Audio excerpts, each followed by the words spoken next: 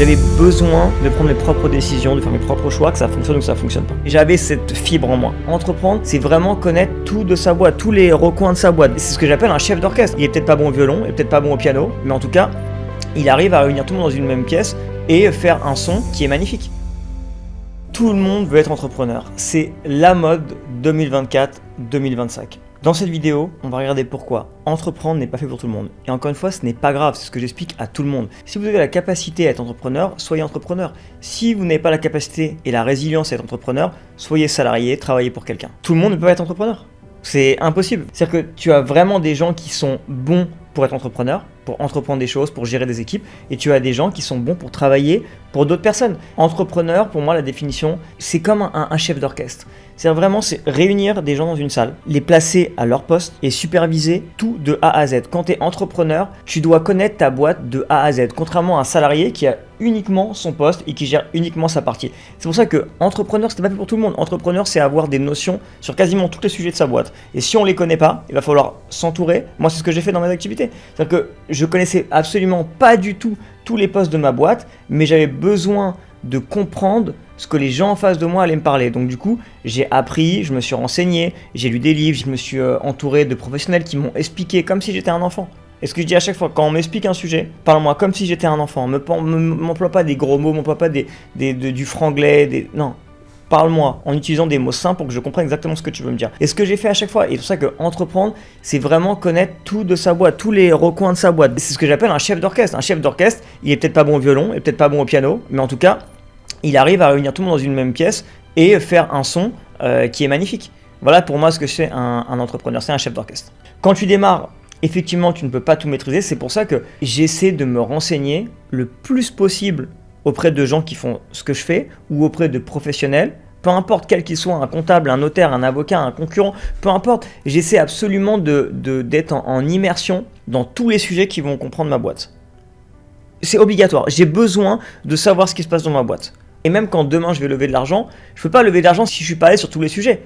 Si je suis pas à l'aise sur de la compliance, si je suis pas à l'aise sur du juridique, si je suis pas à l'aise sur des chiffres, si je suis pas à l'aise sur la gestion d'équipe ou sur du produit, je suis obligé de connaître tous les trucs. Je te dis pas d'être le meilleur dans tous les départements, mais au moins d'avoir une notion.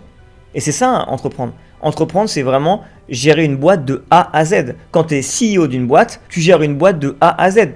Il faut que tu sois capable de parler à un avocat, il faut que tu sois capable de parler à un notaire, il faut que tu sois capable de parler à un chef de projet, il faut que tu sois capable de parler à un directeur, à un salarié, à tout le monde. Dans ma carrière entrepreneuriale, j'ai été amené à des sujets extrêmement jeunes, comme des liquidations judiciaires, des redressements judiciaires, etc.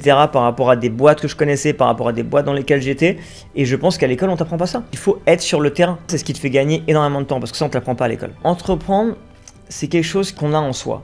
Est-ce que ça s'apprend? Je pense que oui, mais c'est comme un footballeur. J'aime bien cette comparaison avec un Ronaldo ou un Messi. Messi, c'est inné. Ronaldo, c'est un très bon joueur, mais c'est un mec qui a énormément travaillé. Le travail gagne toujours sur le fait d'être talentueux.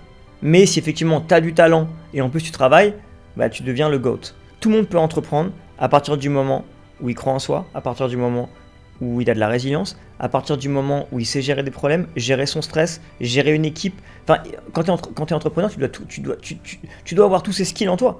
Quand j'étais gosse, j'étais vraiment le mec qui était au fond de la classe, qui était un peu rêveur, parce que je ne savais absolument pas quoi faire. Je savais que je n'allais pas faire d'études longues, je savais que je n'allais pas forcément être médecin, avocat ou pompier comme tout le monde voulait être. Je savais juste que je voulais faire quelque chose de différent. Parce que je voulais pas être dans une case de faire tant d'études et de faire tel métier. Je savais juste que je voulais faire un truc qui allait changer ma vie. J'avais besoin de voir autre chose, j'avais besoin de bouger, j'avais besoin de gagner de l'argent. J'avais cette fibre en moi. J'avais pas un profil de salarié. Parce que moi j'ai toujours un problème de hiérarchie. J'ai toujours eu un problème d'un mec au-dessus de moi qui me dit quoi faire. Et j'avais besoin de prendre mes propres décisions, de faire mes propres choix, que ça fonctionne ou que ça fonctionne pas. Donc si maintenant vous avez ce truc en vous, comme moi j'avais à l'époque, de pas forcément savoir ce que vous voulez faire, mais vous savez que vous voulez pas être salarié, que vous savez que vous voulez construire quelque chose, continuez.